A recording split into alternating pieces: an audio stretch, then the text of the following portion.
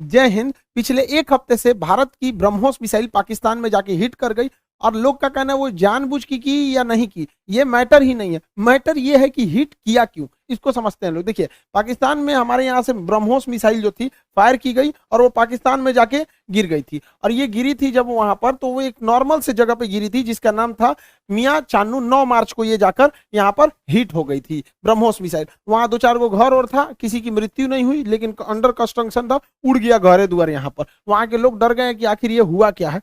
तो उसके बाद वहां पर जो जो inter service public relation officer होते हैं, ISPR, कहीं पे भी देखिएगा तो एक PR ऑफिसर होता है, PR पब्लिक रिलेशन। यही लोग सारे लोग पब्लिक से कांटेक्ट करते हैं। जैसे मीडिया वाले को पास भी एक पूरी की पूरी PR टीम होती है। अब किसी मीडिया वाले को मान के हमारा इंटरव्यू लेना है, खान सर का इंटरव्यू, तो उन लोग को क्या पता, वो अपने PR टीम को बोलेंगे कि खान सर का नंबर निकालो, बताओ कहाँ बात करना है। तो वो PR टीम ही काम करती है। तो हर डिपार्टमेंट का एक PR ऑफिसर होता है, पब्लिक रिलेशन ऑफिसर, वही बताता है क्या हो रहा है क्या नहीं हो रहा है, एक तरह का प्रवक्ता होता है। तो इन्होंने कहा कि हमारी टेरिटरी में एक पता नहीं अनआइडेंटिफाई कोई ऑब्जेक्ट घुस गया, 4 मिनट तक उड़ते रहा, प्रोजेक्टाइल था, वो आया गिर गया, किसी की जान माल की क्षति नहीं हुई है, हमने उसे पूरी रडार में ट्रैक किया, आके वो यहाँ पे गिर गया। ये इन लोग का स्टेटमेंट था।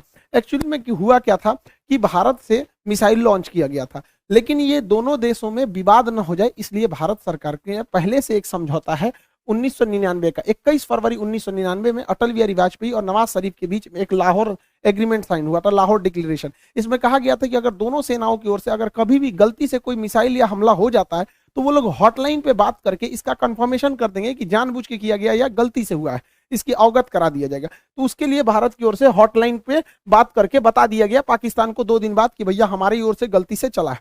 अब ये हॉटलाइन क्या होता है? ये हॉटलाइन फोन में कभी रिंग नहीं बजते। आप जैसे मोबाइल में डायल करते हैं किसी को तो सबसे बड़ा पहले बोलेगा नमस्कार, भारत ने 150 करोड़ कोविड टीकाकरण पार कर लिया, 175 करोड़। उसमें ये सब कोई रिंग टोंग नहीं होता है, वो फिक्स होता है। करना कहाँ है, हॉटलाइन होते हैं, उसमें 4-5 नंबर ही, मतलब लिमिटेड नंबर होते हैं, वहीं फोन करना। एक बार फोन करेंगे तो पटाख से वहां लग जाएगा। तो हमेशा इमरजेंसी में होता है। अगर हम कहीं किसी पे फोन पे बात कर रहे हैं और कोई नॉर्मल आदमी हमको कॉल करेगा तो उसको वेटिंग बता देगा, लेकिन अगर हॉटलाइन से कॉल करेगा तो जिससे हम बात कर रहे हो तो उसका फोन वहां कट जाएगा और डायरेक्ट आ जाएगा मेरे पास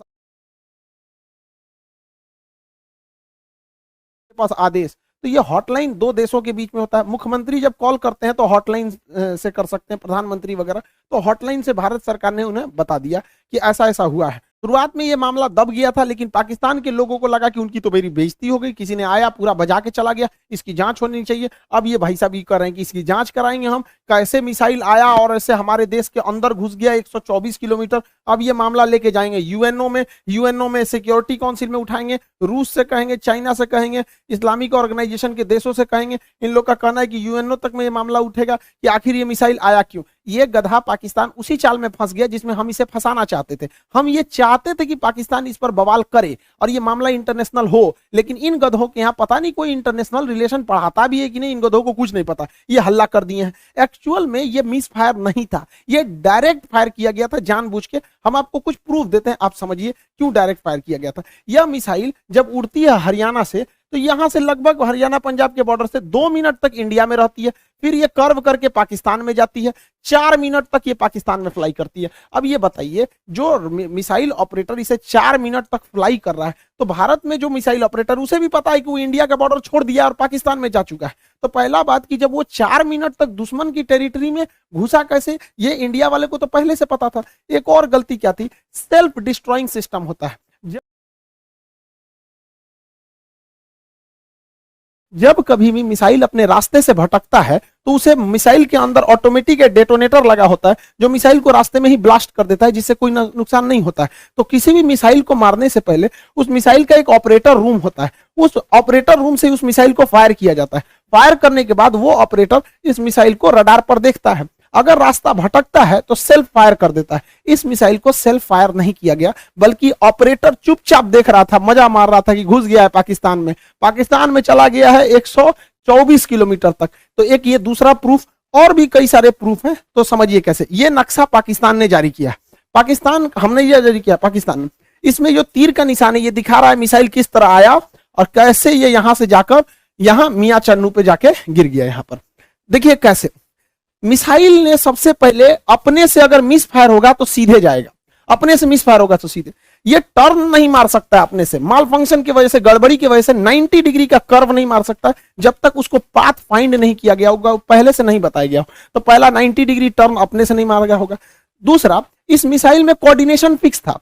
किसी भी मिसाइल को मारने से पहले उसका जीपीएस लोकेशन कोऑर्डिनेशन फिक्स किया जाता है कि यहीं पर जाना है, लेकिन इसमें कोई बारूद नहीं था।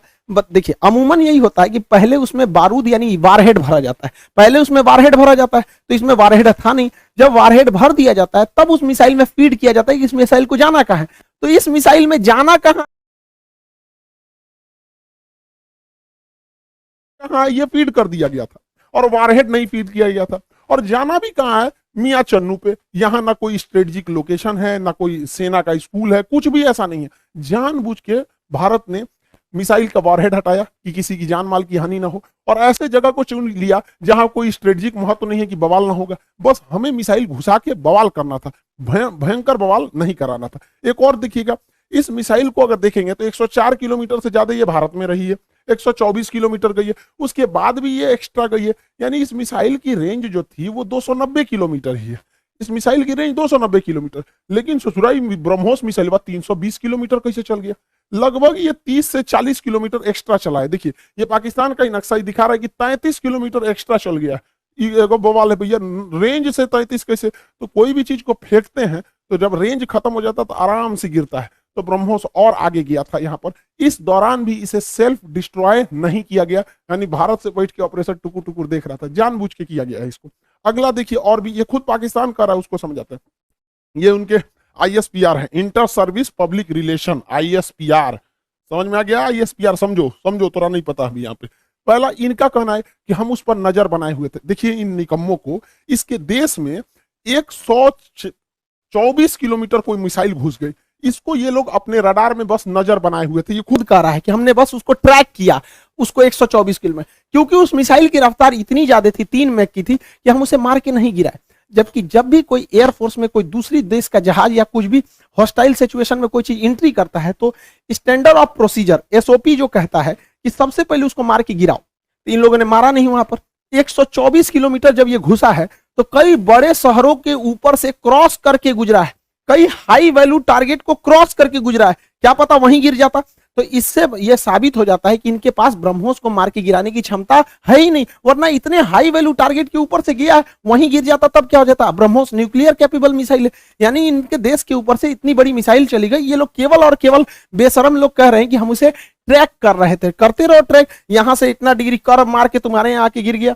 पाकिस्तान इसे मार के गिरा भी नहीं सकता, क्योंकि ब्रह्मोस 3 मैक से चलती है। इसके पाकिस्तान के पास चाइनीज रडार है, इन चाइनीज रडार की हेल्प से इसके पास 2 तरह के मिसाइल क्षमता है। एक HQ-7 है, ये 30 से 40 किलोमीटर की दूर की मिसाइलों को मारता है। एक HQ-9 है, ये लगभग 150 किलोमीटर मार सकता है। ये दोनों चाइना का है। इस सबको पता नहीं चला कहाँ चल गया यहाँ पे, इन सब किसी काम का नहीं। अब इससे चाइना भी घुस आया है, क्योंकि उसका ऑर्डर दे रखा था। चाइना पूरी दुनिया को ऑर्डर दिया था कि भैया हमारा HQ-9 डिफेंस सिस्टम बहुत अच्छा है, ले लो। अब पूरी दुनिया ने उसको ऑर्डर कैंसिल कर दिया कि सोचा तोरा कोने काम का मिसाइल है। भारत का ब्रह्मोस घुस गया है वहां पर, अब ये घुस आया है पाकिस्तान के ऊपर कि सोचा, तो पाकिस्तान इसको कह रहा है तोरा मिसाइल फायर नहीं हुआ तो हम क्या करें। अब फिलीपीन ने ऑर्डर दे दिया था ब्रह्मोस को, अब वियतनाम भी कह रहा है हमको भी चाहिए, इंडोनेशिया कह रहा है हमको भी चाहिए, ताइवान कह रहा है हमको भी चाहिए। अब ब्रह्मोस एकदम जबरदस्त है यहाँ पर।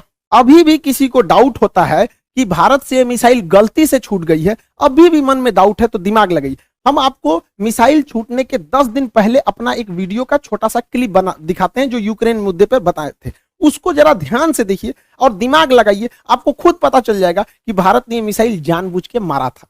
इस दुविधा में हम लोग हैं कि अमेरिका का साथ दें कि रूस का साथ दें। इसके लिए सबसे अच्छा रास्ता क्या होता है समझिए। मान के चलिए हमारे 2 बहुत करीबी आदमी हैं, उन दोनों का बियाह पड़ गया, वो कह रहा है कि हमरे बियाह में आना, वो कह रहा है हमरे बियाह में जाएगा, तो भैया हम एक में जाएंगे तो दूसरा से संबंध खराब हो जाएगा। एक